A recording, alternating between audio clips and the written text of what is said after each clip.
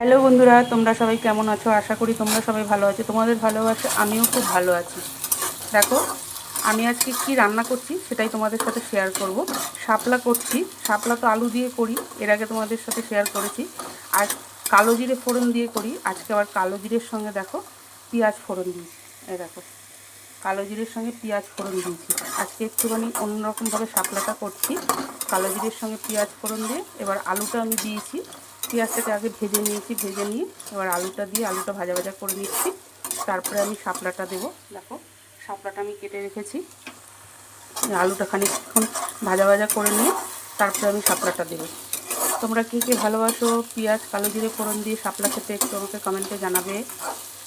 যদি ভালোবাসো আমাকে একটু কমেন্টে জানাবে। তোমরা কে কেমনভাবে শাপলা রান্না করো সেটাও আমাকে কমেন্টে জানাবে। কে কোথা থেকে আমার ভিডিওটা দেখছো বন্ধুরা সেটাও একটু কমেন্টে জানাবে। আমি একটুখানি রান্না ঘুরিয়ে ফিরিয়ে করতে ভালোবাসি। একরকম একঘেয়েমি রান্না আমার খেতেও ভালো লাগে না, করতেও ভালো লাগে না বন্ধুরা, জানো তো। একটু ঘুরিয়ে ফিরিয়ে এদিক ওদিক করে রান্নাটাকে, একই রান্না আমি একটু নানা রকমভাবে করতে ভালোবাসি। আমার খুব ভালো লাগে। একটা রান্না করব, বেশ দুরকম তিন রকমভাবে রান্নাটা করব। খেতেও স্বাদ হয়, দেখতেও ভালো হয়, করতেও ভালো লাগে, তাই না বন্ধুরা? তোমরা কে কেমনভাবে শাপলা রান্না করো আমাকে কিন্তু অবশ্যই কমেন্টে জানাবে। আর পেঁয়াজ কালো জিরে ফোড়ন দিয়ে কে শাপলা খেয়েছো, কে কে খেয়েছো আমাকে একটু কমেন্টে জানাবে। দেখো, আলুটা একটু ভাজা হয়নি, তারপরে আমি শাপলাটা দিচ্ছি। এবার দেখো বন্ধুরা, শাপলা দিয়ে আমার নাড়া হয়ে গেছে। তরকারিটা অনেকক্ষণ ধরে কষিয়ে নিয়েছি। এবার এর মধ্যে নুন আমি একটু দিয়ে নিয়েছি, তোমাদের আর দেখানো হয়নি নুনটা।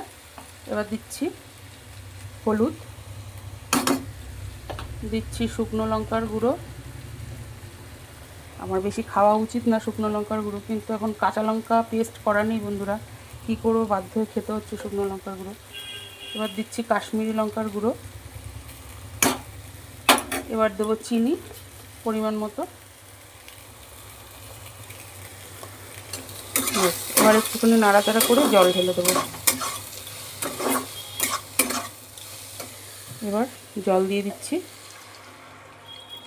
এবার মাখা মাখা করে হবে শাপলাটা। গ্যাসটা বাড়িয়ে দিলাম, ঝোলটা শুকিয়ে একদম মাখা মাখা হয়ে যাবে। তারপরে গ্যাসটাকে আমি অফ করে দেবো।